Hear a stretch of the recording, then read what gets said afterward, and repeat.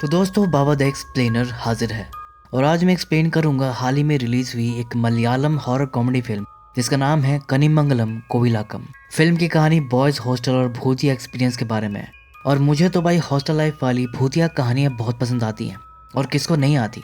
आप सभी को पसंद होंगी। तो चलिए अब बिना किसी देरी के जल्दी से वीडियो स्टार्ट करते हैं।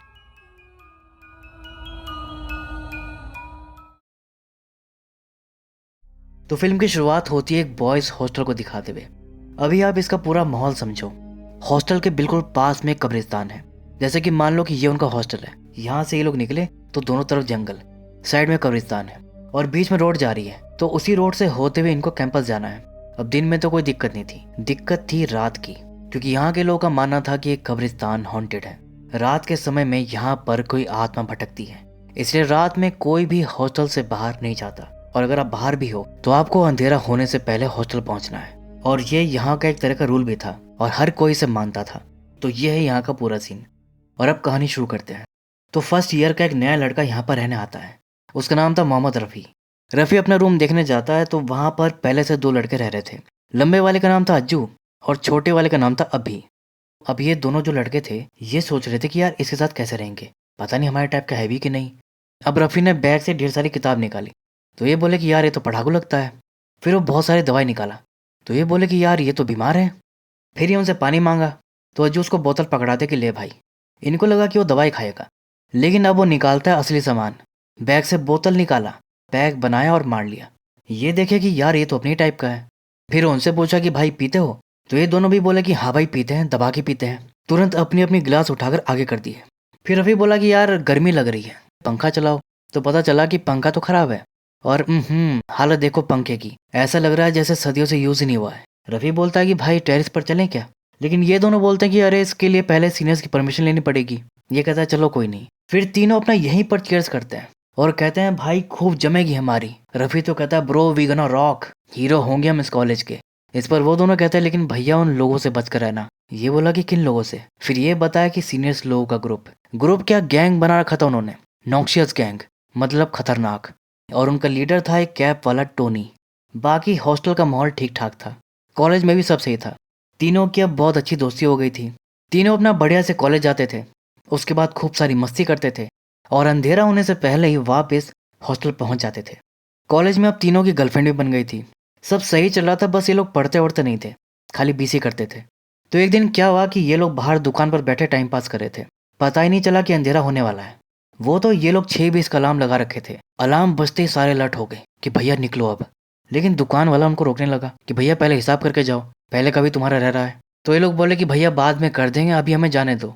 जिस पर दुकान वाला उनकी मौज लेने लगता है कि अरे कैसे लड़के हो यार तुम लोग, इतने बड़े होकर हट्टे कट्टे होकर भी इतना डरते हो। और वो तुम्हारे नॉक्शियस गैंग वाले वैसे तो इतना हीरो बनते हैं और सबसे पहले वही भागे हैं। तो ये लोग बोले कि अरे भैया तुमने वो जगह देखी है, कितनी डरावनी है, रात में वहां पर आत्माएं भटकती हैं सब कहते हैं। नहीं भैया हमें आप टाइम से हॉस्टल पहुंचने दो, आपका हिसाब हम कर देंगे, बस अभी जाने दो। ऐसा कहकर वो लोग जल्दी जल्दी भागे।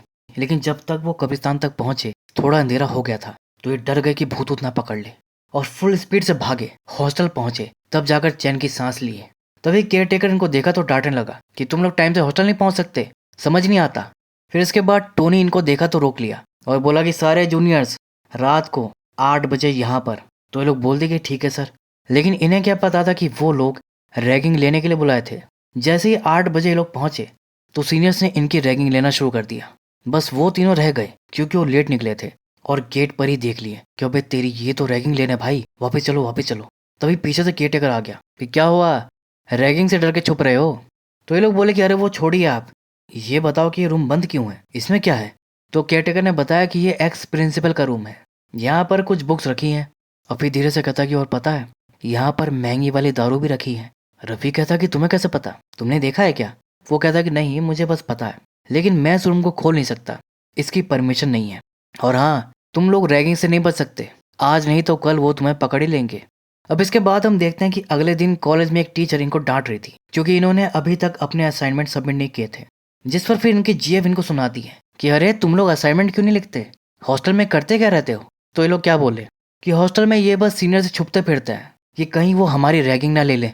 और तभी इतने में टोनी वहां पर आ गया और उन तीनों से कहता कि तुम लोग शाम में मिलना मुझे, मतलब आज इनकी बारी है। इसके बाद जब वो क्लास में होते हैं तो यही बातें कर रहे थे कि यार क्या करें, अब रैगिंग से कैसे बचेंगे। इतने में टीचर इनको बात करते हुए देख लिया कि पढ़ाई करने आते हो बातें करने। तो रफ़ी बोला कि सर हम तो डेफिनेशन पढ़ रहे थे। तो टीचर बोला अच्छा तो फिर सुनाओ, लेकिन उसको आती कहाँ थी, तो वो 3 इडियट्स वाली बीसी कर दिया। टीचर बोला कि बेटा 3 इडियट्स मैंने भी देखी है, चल इधर आ तू, ये इक्वेशन सॉल्व करके दिखा। तो रफ़ी क्या करता है, बोर्ड पर पहले की रब हुई इक्वेशन थोड़ी विजुअल हो रही थी तो वही देखकर वो इक्वेशन लिख दिया। लेकिन टीचर फिर उसको डांटा क्योंकि क्लास थी मैथ की और वो केमिस्ट्री की इक्वेशन लिख दिया। पूरी क्लास के सामने टीचर ने उसको बहुत गंदा धोया और क्लास से बाहर निकाल दिया। फिर उन दोनों से पूछा कि तुम्हें आंसर पता है। वो तो सीधा बोल दिया कि नहीं सर हमें नहीं आता। बस फिर क्या था, टीचर ने उनको भी बोल दिया कि गेट आउट। अब बाहर 2 लड़के पहले से खड़े थे, उन्हें भी क्लास से बाहर निकाल दिया था। वो तो अपना आराम से खड़े होकर सिगरेट पी रहे थे। फिर ये तीनों आए तो ये भी इनको ज्वाइन कर लिए, उनके साथ खड़े होकर सिगरेट पीने लगे। लेकिन तभी इतने में सीनियर्स लोग आ गए, कहते हैं यहाँ क्या कर रहे हो, ये हमारा एरिया है, चलो भागो यहाँ से। अब वो वहां से निकल कर दूसरी जगह गए तो सामने वही टीचर दिख गई। तो ये तुरंत मुंह घुमा लिए, यार टीचर देख ली तो फिर असाइनमेंट मांगेगी, अब क्या करें। अभी कहता कि भाई दुकान पर चलते हैं। बस फिर क्या था, तीनों दुकान पर जाकर बैठ गए और वहीं पर टाइम पास करने लगे। और इसी बीच वो लोग देखे कि उनकी जीएफ कुछ लड़कियों के साथ बहुत गुस्से में वहां से निकल रही थी। तो ये लोग पूछे कि क्या बात हुई, जिस पर वो बताए कि कॉलेज के बाहर कुछ टपोई लड़कों ने इनकी हॉस्टल के लड़के को छेड़ दिया और कहते कि चलो उनको सबक सिखाते हैं। लेकिन वो लोग कहते हैं अरे तो तुमको पुलिस कंप्लेन करनी चाहिए, ऐसे थोड़ी ना सीधा उनसे भिड़ जाएंगे, वो लोग पूरे गुंडे हैं, सीनियर्स भी उनसे डरते हैं। जिस पर उनकी जीएफ उनको सुना देती है, कैसे मर्द हो तुम लोग, डरपोक 1 नंबर के। रवि कहता है कि वो बात नहीं है, हम लोग यहाँ पर पढ़ने आए हैं, लड़ाई करने थोड़ी ना आए हैं। उनकी जीएफ बोलती कि हाँ पता है तुम लोग कितना पढ़ते हो। तो इनकी बंदियों ने इनकी क्लास लगा दी। और शाम को सीनियर्स ने, पहले वो लोग पूछते हैं कि कल तुम लोग कहाँ थे, तो ये साहब बोलते कि सर वो हम डर गए थे। तो सीनियर्स बोले कि अरे तुम इतना डर क्यों रहे हो, हम तुम्हें खा थोड़ा जाएंगे, जो भी आता है करके दिखा दो। तो तीनों खुश हो गए कि सही है यार ये तो। अजू बोलता कि मैं ऐसे खड़ा हो सकता हूँ। रफ़ी बोला कि मुझे ये वाला डांस आता है। और अभी बोला कि मैं तो डांस के साथ गाना भी गा सकता हूँ। टोनी कहता है ठीक है तुम तीनों को यही करना है। लेकिन कब्रिस्तान में, वो भी आधी रात को 12 बजे। अब ये सुनती तीनों की हालत टाइट कि भैया हमारी तो लग गई। अब ये तीनों अपने बैच के लड़कों के साथ बैठे हुए थे और 12 बजने का इंतजार कर रहे थे। इसी दौरान वो पूछते हैं कि क्या वहाँ रात में सच में कोई आत्मा घूमती है। तो वो लोग बोलते हैं कि सुना तो यही है, वैसे 20 साल से कोई इंसान वहाँ पर दिन में भी नहीं गया है, और आज तुम लोग जाओगे वो भी रात में। ये सब बातें सुनकर वो और भी डर गए। रफ़ी बोला कि यार थोड़ी लगा लेते हैं, हिम्मत आएगी। लेकिन दारू किसी के पास नहीं बची थी और अब बस यही था कि करो या मरो। 12 बजे रात को वो तीनों कब्रिस्तान चले गए और डर को कम करने के लिए बातें बना रहे हैं। अज्जू कहता कि यार वैसे ये जगह इतनी भी डरावनी नहीं है। अभी कहता कि हाँ यार सही कह रहा है तू, और वैसे भी सारे भूत बुरे थोड़े ना होते हैं, अच्छे भूत भी तो होते हैं। रफ़ी कहता है अरे जिस काम के लिए आए हैं वो करते हैं और चलते हैं बस। और टास्क क्या था कि प्रॉपर कब्र के पास जाकर उन्हें अपना वो डांस करना है और उसकी वीडियो बनानी है। वही लोग कर रहे थे कि तभी एक कुत्ते के भौंकने की आवाज़ सुनाई दी। वो लोग डर गए और फिर एक कुत्ता उनके सामने आ गया और वो कोई नॉर्मल कुत्ता नहीं लग रहा था। वो तीनों समझ गए कि ये कोई एंटिटी है। इतने में वो कुत्ता उन पर अटैक करने आया, छलांग मार दिया। इसी दौरान अज्जू एक क्रॉस निकाल कर उसको दे मारा और फिर तीनों वहां से भाग खड़े हुए और जैसे तैसे हॉस्टल पहुंच गए। कहते हैं भाई बच गए यार, आज तो पक्का वो कोई भूत या शैतान था। तभी रफ़ी अज्जू को बोला कि अबे ये क्या है तेरे हाथ में। बताओ अज्जू कब्रिस्तान वाला क्रॉस फेंका नहीं था, हाथ में लिए यहाँ तक आ गया। अब रियलाइज होते ही वो उसे फेंक दिया और फिर ये लोग भाग गए, अपने रूम में चले गए। इसके बाद हम देखते हैं कि अज्जू और रफ़ी की तबीयत खराब थी, उन्हें फीवर हो गया था, लेकिन अभी बिल्कुल ठीक था। और ऊपर से कह रहा था कि तुम दोनों यहाँ पर आराम करो, मैं ज़रा इन सीनियर्स की वाट लगा के आता हूँ। बहुत हो गया यार, कल तो मरवा देते हमको। इसके बाद वो जाकर प्रिंसिपल को शिकायत कर दिया। प्रिंसिपल ने 4-5 सीनियर्स को बुलवाया और फिर उनकी क्लास ली कि ये मैं क्या सुन रहा हूँ, रैगिंग के नाम पर तुमने इन लोगों को रात में कब्रिस्तान भेज दिया। अभी तुम पर रैगिंग का केस लग गया तो पता है क्या होगा, सबका करियर दी एंड हो जाएगा। तो फिर ये लोग सॉरी बोले कि सर गलती हो गई। प्रिंसिपल बोले कि तुम लोग पढ़ाई में अच्छे हो इसलिए तुम्हें छोड़ रहा हूँ, लेकिन फिर दोबारा ऐसा नहीं होना चाहिए, बाकी सबको भी बता देना। इस तरह प्रिंसिपल लास्ट वार्निंग देकर इनको भेज दिया। फिर जूनियर्स भी सेटिस्फाई हो गए कि चलो सही है, अब वो हमें परेशान नहीं करेंगे। लेकिन तभी इतने में सीनियर्स पूरी गैंग लेकर उनके सामने आ गए और फिर बोले कि ठीक है तुम्हारी रैगिंग हम नहीं लेंगे। तो ये खुश हो गए, चलो यार सही है। तो सीनियर्स बोले कि रुक जाओ, पूरा सुन तो लो। हाँ तुम्हारी अब रैगिंग नहीं होगी, लेकिन बेटा अब तुम पहले जाओगे, बस कॉलेज के बाहर मिलो और वेट करो। जब अज्जू और रफ़ी को ये पता चला तो वो अभी पर गुस्सा करने लगा कि क्या बोला था मैं सब संभाल लूंगा, साले मरवा दिया हमको। फिर इसके बाद हम देखते हैं कि सीनियर्स हॉकी और चेन वेन लेकर जूनियर्स को मारने जाते हैं। लेकिन इसी दौरान जैसे ही वो पुराने प्रिंसिपल वाले रूम के सामने जाते हैं तो वहां पर कुछ अजीब होता है। पहले एक ट्यूबलाइट फ्लिकर करने लगती है और फिर अचानक उन सबको खांसी होने लगती है, दम घुटने लगता है, सबकी तबीयत खराब हो जाती है और सब पेट पकड़ के वहां से निकलते हैं।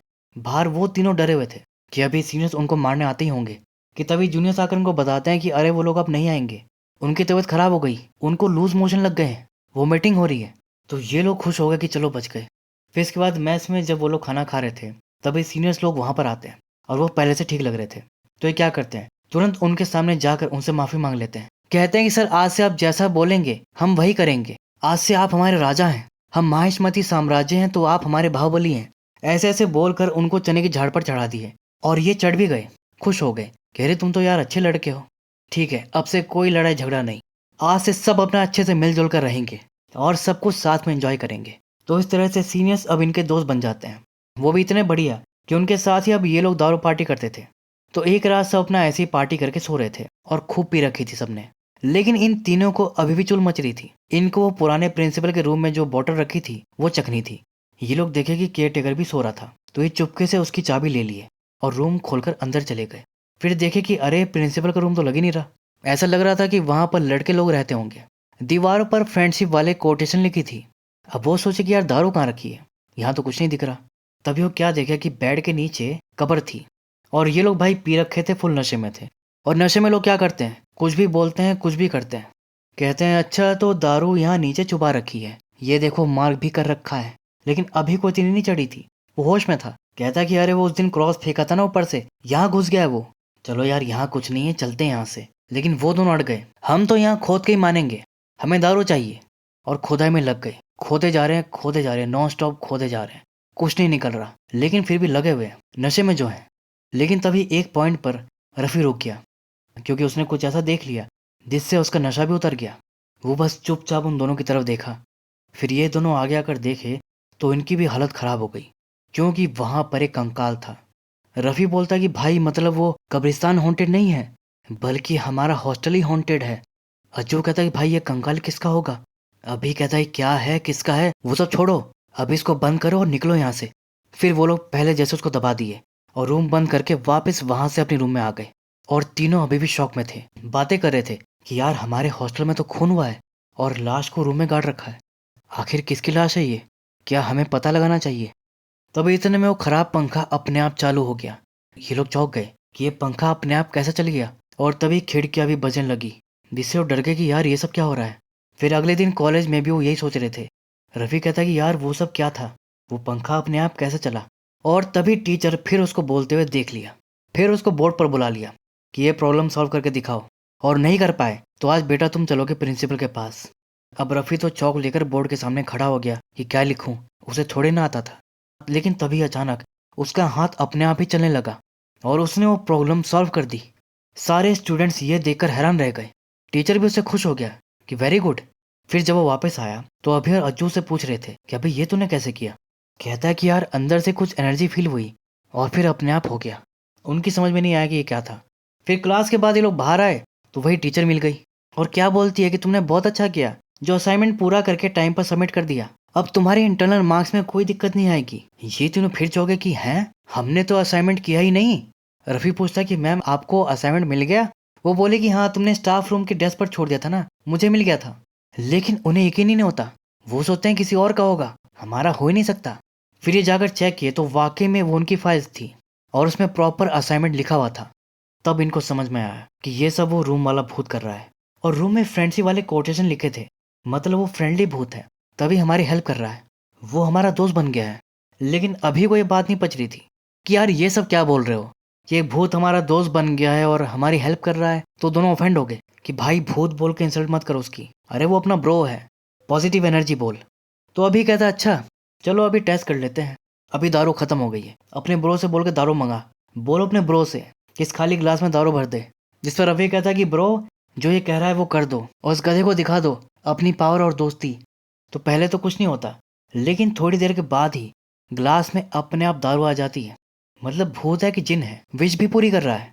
फिर अगले दिन जब ये लोग कॉलेज से वापस आते हैं तो क्या देखे कि इनके कपड़े धो धा कर प्रॉपर आयरन होकर हैंगर पर लगे हुए थे। और ये भी भूत ने किया था। तो ये बहुत खुश हो गए कि यार अपने हाथ तो बहुत सही चीज लग गई, अब तो कॉलेज में हमारा रौला होगा, हीरो होंगे हम इस कॉलेज के।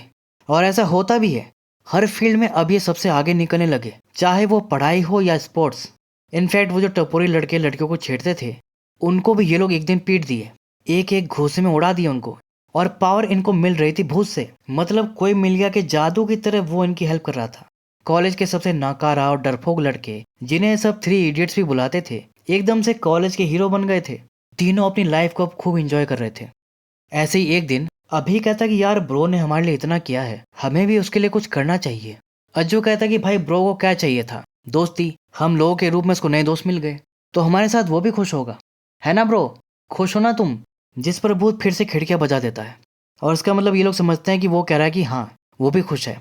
लेकिन बाहर वो कब्रिस्तान वाला कुत्ता बहुत परेशान था और हॉस्टल की तरफ देखकर लगातार भौंक रहा था। फिर अगले दिन से तीनों के साथ सब उल्टा होने लगता है। सबसे पहले तो इनका पंखा बंद होता है, फिर देखे कि जो अभी है वो गायब है। उसको पूरे हॉस्टल में छान मारे, लेकिन वो नहीं मिला। अब वो सोचे कि दुकान पर तो नहीं चला गया। फिर उसे बाहर देखने जा रहे थे कि तभी रास्ते में वो क्या देखे कि वो कब्रिस्तान में कब्र के ऊपर सो रहा है। तो ये लोग उसको उठाकर पूछे कि भाई यहाँ क्यों सो रहा है? तो ये उठकर कहता कि अरे मैं यहाँ कैसे आ गया, उसे कुछ याद ही नहीं था। फिर लोग हॉस्टल पहुंचे तो पता चला कि इनके असाइनमेंट्स में आग लग गई थी, सब उसे बुझा रहे थे। इसके बाद तीनों मैथ्स में खाते खाते ये बातें कर रहे थे कि यार हमारे साथ ये क्या हो रहा है, कहीं ब्रो हमसे गुस्सा तो नहीं हो गया। तभी अचानक धड़ाम करके पंखा गिरा सीधा इनके टेबल पर। ये लोग समझ गए कि ये भूत नहीं किया है, और अब ये लोग डर जाते हैं। अब ये तीनों भूत से बात करते हैं, कहते हैं कि ब्रो तुमने हमारे लिए जो भी किया उसके लिए थैंक यू, अब हमें कुछ नहीं चाहिए, अब तुम चले जाओ ब्रो, प्लीज हमें अकेला छोड़ दो, हमें शांति से रहने दो। जिस पर भूत ने रवि पर अटैक कर दिया। वो ऊपर उठकर दीवार से लग जाता है और उसका दम घुटने लगता है। ये देख अज्जू और रवि बहुत डर जाते हैं और भूत से रिक्वेस्ट करते हैं कि प्लीज प्लीज प्लीज ब्रो हमारे दोस्त को छोड़ दो, उसे जाने दो ब्रो प्लीज। फिर भूत रवि को छोड़ देता है और फिर रवि कहता है कि यार हमने खुद से ही मान लिया था कि ब्रो को बस हमारी दोस्ती चाहिए, हमने उसे जानने की कोशिश ही नहीं करी कि उसको क्या चाहिए, वो हमसे कोई हेल्प चाहता है। लेकिन सबसे पहले हमें ये पता लगाना होगा कि ब्रो आखिर है कौन, और इसका पता उसी रूम से चलेगा। बस फिर क्या था, तीनों अब उसी रूम में जाकर इन्वेस्टिगेट करते हैं। तो वहाँ पर उन्हें एक पेपर मिलता है जिससे कि उन्हें यह पता चलता है कि यहाँ पर लास्ट 2015 तक कोई रहता था। इसके बाद फिर रवि केयर टेकर से जाकर पूछता है कि 2015 के टाइम में हमारे हॉस्टल में से कोई लड़का गायब हुआ था क्या? केयर टेकर कहता कि नहीं मुझे नहीं पता, मैंने तो 2018 में ज्वाइन किया था। इससे पहले वाला केयर टेकर है कृष्णन, उसको पता होगा। फिर उस पुराने केयर टेकर कृष्णन के घर जाते हैं और वो इनको बताता है कि 2015 में एक लड़का गायब हुआ था मनु नाम का, और वो उसी एक्स प्रिंसिपल वाले रूम में रहता था। उसके साथ प्रिंसिपल का बेटा पॉल और वार्डन का बेटा निखिल रहता था। ये तीनों बहुत अच्छे दोस्त थे। वो लोग पूछते हैं लेकिन मनु के साथ हुआ क्या था, वो कैसे गायब हुआ? तो कृष्णन ने बताया कि मनु एक लड़की से प्यार करता था और उसकी वजह से उनमें कुछ झगड़ा हुआ था। इसके बाद मनु अचानक कहीं गायब हो गया। सबने कहा कि उसका दिल टूट गया था और डिप्रेशन में यहाँ से चला गया। मुझे बस इतना ही पता है। इसके बाद अभी लोग जाते हैं पॉल के घर, लेकिन वहां पर उसके पिता मिलते हैं, वही पुराने प्रिंसिपल। ये उनसे पॉल के बारे में पूछते हैं तो वो बताया कि पॉल तो अब यूके में रहता है, और फिर बोल दिया कि मुझे अभी कुछ काम है तो एक्सक्यूज मी। फिर वो लोग जाने लगे और उनके जाते ही वो किसी को कॉल कर रहे थे। इधर ये लोग अब निखिल के घर जाते हैं, लेकिन वो भी घर पर नहीं मिलता। उसके डैड मिलते हैं, पुराने वार्डन, और वो बताते हैं कि निखिल अब यहाँ पर नहीं रहता, वो बेंगलोर में रहता है। फिर वो लोग चले गए और उनके जाते ही ये भी तुरंत किसी को कॉल करने लगता है। और अब ये लोग लास्ट में जाते हैं मनु के घर। वहां पर उसकी माँ और उसकी बहन थी। मनु की माँ बताती है कि उस टाइम मनु की बहन की शादी होने वाली थी। उसी समय किसी लड़की को लेकर मनु और उसके दोस्त दारू पीकर झगड़ा किए थे, शादी में बहुत हंगामा किए थे, जिस पर मनु की माँ ने बाद में उसको खूब डांटा था, उस पर हाथ भी उठाया था। उसके बाद ही मनु घर छोड़कर चला गया और फिर इन्होंने उसे कभी नहीं देखा। इस चक्कर में उसकी बहन की शादी भी टूट गई। लड़के वाले ये बोलकर शादी तोड़ दिए कि एक शराबी और झगड़ालू लड़के की बहन से हम अपने बेटे की शादी नहीं करेंगे। और इन सब बातों से अब इनको समझ में आता है कि असल में मनु गायब नहीं हुआ था, बल्कि वो मर चुका है, और ये जो स्पिरिट है वो मनु की है, वो मनु है। जिस पर फिर से खिड़कियां बजने लगती हैं। अज्जू कहता है यार देखो अब तो मनु ने भी कंफर्म कर दिया, मतलब कि हम सही हैं, ये मनु है। और अब तक जो भी इनको पता लगा था उन्होंने इससे पूरी कहानी बना ली, जिसके अकॉर्डिंग मनु, पॉल और निखिल तीनों इसी रूम में रहते थे। तीनों बहुत अच्छे दोस्त थे, लेकिन मनु जिस लड़की से प्यार करता था शायद पॉल भी उसको चाहता था, और इसी के चलते शादी में मनु और पॉल के बीच झगड़ा हुआ होगा, जिससे मनु की बहन की शादी टूट गई। जिसके लिए मनु को अपनी माँ से डांट पड़ी, मार भी खाया और फिर मनु बहुत निराश और गुस्से में घर से निकला। मनु गुस्से में हॉस्टल गया जहाँ पर उनमें हाथापाई तक हो गई और उसी दौरान पॉल और निखिल के हाथों मनु का खून हो गया। अब एक प्रिंसिपल का बेटा है तो दूसरा वार्डन का, तो ये दोनों मिलकर अपने बच्चों को बचाने के लिए सब छुपा दिए। मनु की लाश को वही रूम में गाड़ कर रूम को सील करवा दिए और अपने बच्चों को तुरंत बाहर भेज दिए। तो कुल मिलाकर ये सीन था। अब ये सब कुछ अभी जाकर लड़कियों को भी बता देता है, जिस पर लड़कियां इसको सजेस्ट करती हैं कि एक बार तुम फादर से भी बात करके देख लो कि वो क्या कहते हैं। इसको लगा कि बात तो सही है, फिर वो फादर से मिलने चला जाता है और उनको भी सारी कहानी बता देता है। फादर बताते हैं कि उस आत्मा ने तुम्हारी हेल्प इसलिए की है ताकि बदले में तुम भी उसकी हेल्प करो, उसकी जो भी विश है तुम वो पूरी कर दो। इसके बाद अभी अब वो सब इन दोनों को भी बता देता है। अब ये लोग सोचते हैं कि यार मनु को क्या चाहिए होगा, बदला या अपनी बहन की शादी। तो ये सोचते हैं कि यार मनु तो फ्रेंडशिप को वैल्यू देने वाला बंदा लगता है, तो बदला तो उसे नहीं चाहिए होगा, तो मतलब बहन की शादी। और तभी खिड़कियां फिर से बजती हैं। इसका मतलब कि मनु हाँ कह रहा है, वो भी यही चाहता है, लेकिन अब शादी के लिए पैसे कहाँ से लाए। तो ये लोग अपनी अपनी जेब से बात करते हैं और वो इनको सजेस्ट करती है कि अपनी प्रॉब्लम सबको बताते हैं और सबसे चंदा कलेक्ट करते हैं। फिर ये लोग बॉयज़ हॉस्टल में बात करते हैं और लड़कियां अपने गर्ल्स हॉस्टल में बात करती हैं और दोनों तरफ से लोग हेल्प करने के लिए तैयार हो जाते हैं। तब जाकर जैसे तैसे ये लोग मनु की बहन की शादी करवाते हैं और अब सारे लोग बहुत खुश थे कि सब अच्छे से हो गया। मनु की आत्मा को भी अब शांति मिल जाएगी। लेकिन तभी पता नहीं कहां से अचानक मनु प्रकट हो गया, वो भी जिंदा, क्योंकि वो मरा ही नहीं था, वो बस ऐसे ही गुस्से में चला गया था। और अब बहन की शादी का पता चला तो अटेंड करने आ गया। मनु की माँ तो उसे जिंदा देखकर खुशी से फूलने से मारी थी, लेकिन उन तीनों के चेहरों से हवाइयां उड़ गई क्योंकि इनकी तो सारी मेहनत खराब हो गई। मनु के भूत से पीछा छुड़ाने के लिए वो इतनी मेहनत किए, इतना सब कुछ किए, उसकी बहन की शादी करवा दी है, लेकिन वो तो जिंदा है। चलो ठीक है, किसी लड़की का घर बस गया, लेकिन बड़ा सवाल ये है कि वो भूत किसका है। और अभी तो सबसे ज्यादा पैनिक कर रहा था क्योंकि फादर की पूरी बात सिर्फ इसको पता थी और वो इनको पूरी बात बताता है कि फादर ने कहा था कि तुम लोग उस आत्मा की विश पूरी कर दो तो ठीक, नहीं तो वो तुम्हारा पीछा कभी नहीं छोड़ेगी, इससे भी बुरा तुम्हारी जान भी जा सकती है।